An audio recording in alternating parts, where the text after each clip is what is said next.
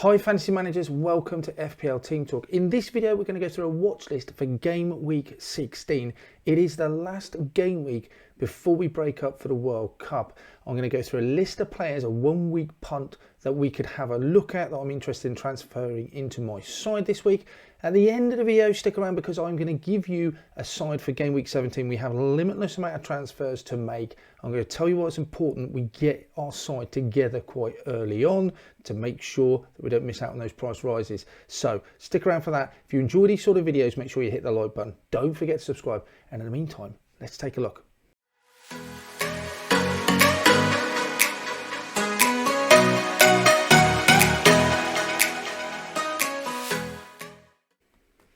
This is my side as it shapes up then for game week 16. I'm really grateful there's a Carabao Cup game this week because Cancelo is suspended for that and it doesn't transfer across into the Premier League. So that has really helped me out. And the side looks pretty good. I've got 1.6 million in the bank. I've got one free transfer. I would say I'm not wildly happy about having Pope and Trippier playing at home. I've got 5 defenders. Trent just hasn't done a lot for me, but at home to Southampton, fingers crossed. Zuma looks all right. Gay playing a decent fixture as well. Across that midfield looks all right, and Haaland captaincy up front. There's no one on my bench that I really want to bring in. Mitrovic wouldn't be a disaster, but I think I'd rather not play him. So the only player I could take out and make a transfer for, really I feel, is Mount. And there's no point not making a transfer because I'm going to get unlimited transfers after this game week. So I'm just going to lose it. If I don't use this transfer, I'm going to lose it. So I might as well have a punt for someone. So the players that I'll potentially looking to take out is I could bring Mitrovic out, take a striker out, bring another striker in, drop Mount. Or I could just take Mount out and bring in another midfielder.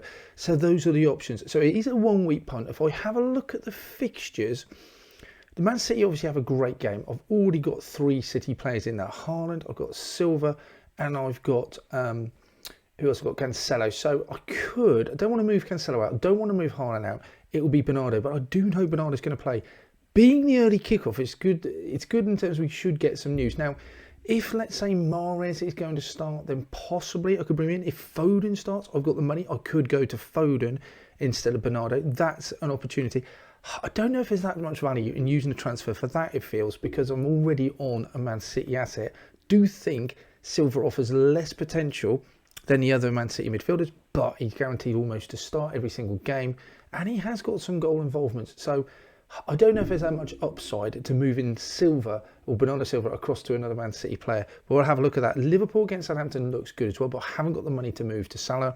And then Spurs have a decent fixture. But it's difficult to know who to go for in that Spurs side with the injuries they got. So on the point then that Brentford at home for Man City, I could go Gundogan. He's playing in the Carabao Cup. I could go to Foden, like I said, if he gets that early team news, if he's playing. Or I could go to Grealish. I think of all of these, if Foden plays, possibly I can just go from Bernardo to Foden. I'm just not convinced there's enough upside. I know Foden's got more goal returns. He's had a great season just before the World Cup. At home to Brentford's great fixture. More than Bernardo. I'd expect him to outscore Bernardo, yes. Is there that much upside? I'm not convinced. I'm not sure. I'm pretty happy to set with 3 Man City players I've got. Don't feel a need to hugely change that. Southampton at home then for Liverpool looks interesting. I could go from Mitrovic to Darwin. That is quite a nice punt, I think. Or I could go for Firmino. Now, out of the 2 of them, I just think Darwin feels more exciting. He could potentially, you feel, run right against Southampton. And almost a bit of a differential as well. So that's definitely one I'm considering at. I'm not looking any further than the 1 game, obviously, because it's just a 1 week punt. Leicester, Leeds at home for Tottenham looks, again, quite a nice fixture. I can't afford to get to Kane. Richarlison, if he plays, that's the problem, isn't it? Richarlison, I've got no Son. Kulusevski hasn't had many minutes, so he's possibly go on to him. Lucas Moura, I don't know if he's going to play. Kulusevski or Richarlison, it feels like, are the only 2 options that I have. I'm just not sure who's going to play. I almost feel like Kulusevski will play more than Richarlison, but it is a punt for either one, so I'm just not sure about that. And when it comes down to it, it feels a bit boring, but I'll come back to Brighton at home to Villa. Villa picked up and had a decent result against Manchester United, but then they did get trounced away at Newcastle, but it seems everyone is. But Trossard, it still feels like a boring move to go, but it just feels like it's the one I should be making. Or, bit more exciting, saves a lot of money, but that isn't really a problem at this stage. Mitoma scored a midweek.